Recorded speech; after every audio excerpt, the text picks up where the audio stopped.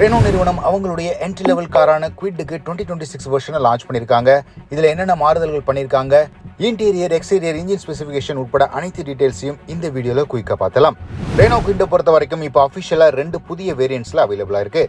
Evolution, climber அப்படின்னு 2 வேரியன்ட்ஸில் மட்டுமே அவைலபிளாக இருக்குது. எவல்யூஷனோட மேனுவல் டிரான்ஸ்மிஷனோட ப்ரைஸிங் 4.53 லேக்ஸாக இருக்குது. இதுவே கிளைம்பர் எடிஷன் 5.15 லேக்காக இருக்குது. இது நீங்கள் ஸ்பெஷல் ஆன்லைன் ப்ரைஸ் மூலிமா 4.99 லேக்ஸ்க்கு வாங்க முடியும்.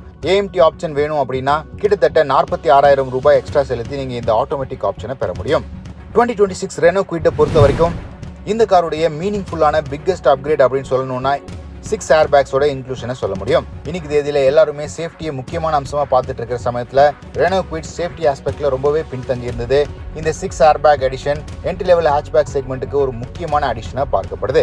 ஸ்டைலிங் அப்டேட் அப்படின்னு சொல்லணும்னா ஃபர்ஸ்ட் அண்ட் ஃபோர்மோஸ்டாக தெரியுது 3D Renault லோகோ, ரீடிசைன் பண்ணப்பட்ட 14 inch stylish steel wheels, silver ஃபினிஷில் இருக்கிற Kwid பேட்ஜிங் மற்றும் டெயில் கேட்டில் இருக்கிற ரிவைஸ்டு ஃபாண்ட் அப்படின்னு சின்ன காஸ்மெட்டிக் சேஞ்சஸ் மட்டுமே எக்ஸ்டீரியரில் கொடுத்துருக்காங்க.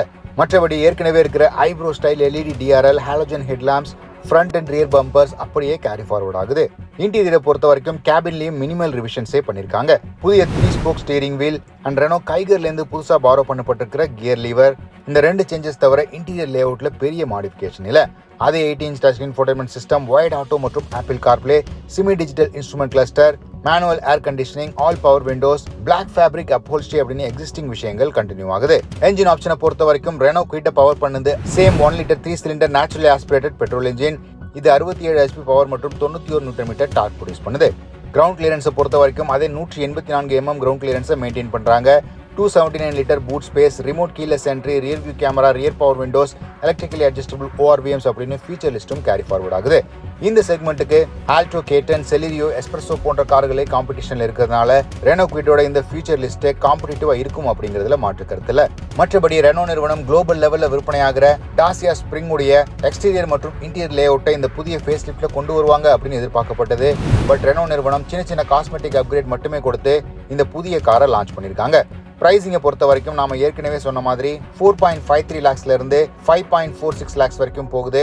எக்ஸிஸ்டிங் Kwidை கம்பேர் பண்ணும்போது கிட்டத்தட்ட 13,000 38,000 ரூபாய் வரைக்கும் விலை குறைப்பு செஞ்சிருக்காங்க.